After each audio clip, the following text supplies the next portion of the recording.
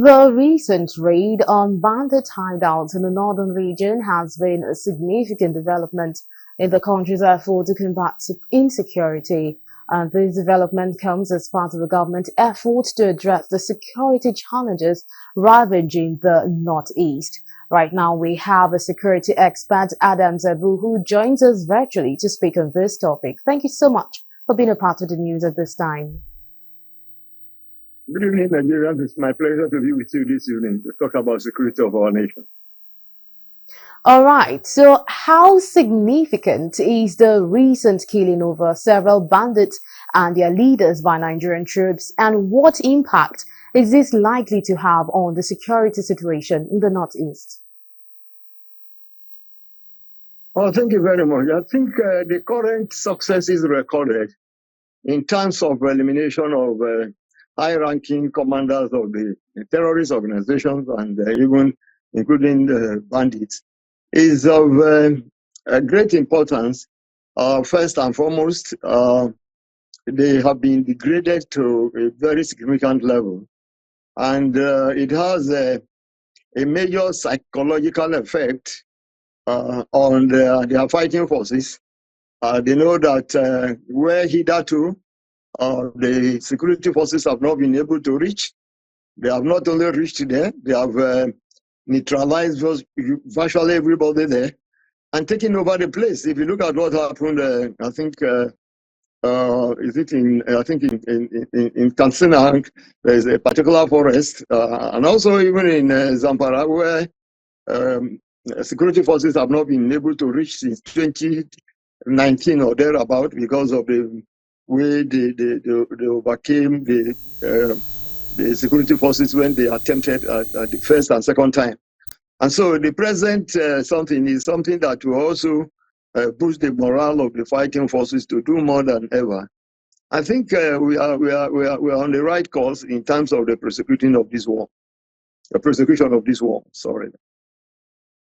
All right. So according to your assessment, how has the military's operational effectiveness improved in recent times?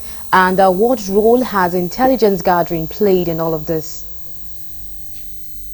Honestly, like I said before, the military operations have really stepped up in virtually all the sectors. And not only the military, even other security agencies. If you look at what the police did recently in Anambra, where they were able to move into the forest, neutralize over 100 of those terrorists from that part.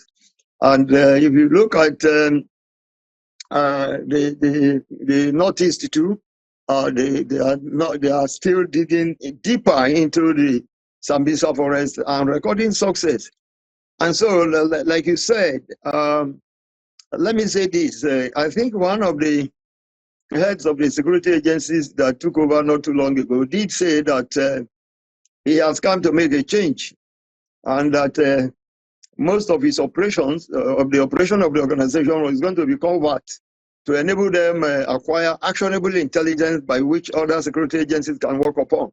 And this is what we have seen. If you look at the various operations that have succeeded in recent times, even the commanders of those various forces gave kudos to the accuracy of intelligence that had made it possible for them to achieve what they achieved. I think is an area that will continue to they should continue to intensify by making sure they recruit adequate informants both within and without, and let us see how we make progress over what the successes we are presently recording. I think it's a good one.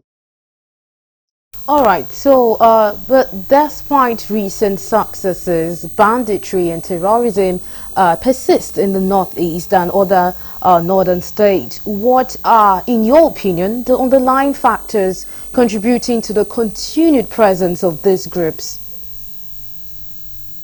Thank you very much. I think we will look at them, the various groups and their objectives. Of course, the other terrorist groups like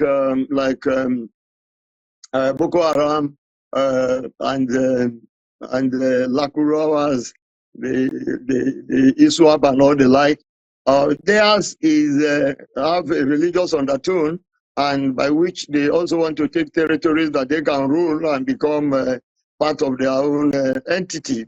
And so and considering the level generally of the way people have been brainwashed about religion and so on, so they still have a lot of people following them, and that's why as many that are defecting from there and dropping their arms, many others are still joining them. I think that's one of the major reasons.